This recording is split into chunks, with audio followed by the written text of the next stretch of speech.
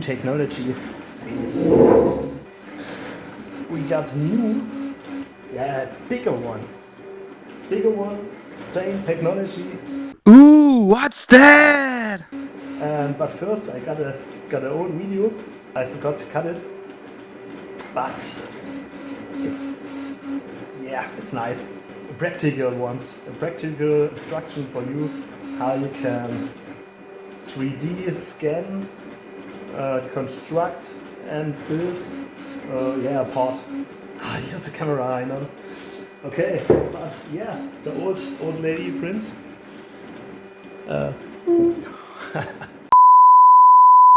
last part I will do in English. What did you think? The next video, how to build a bigger 3D printer, professional, that not shaking and such stuff. Should I do it in English or in German? In Deutsch. What did you think? Please vote.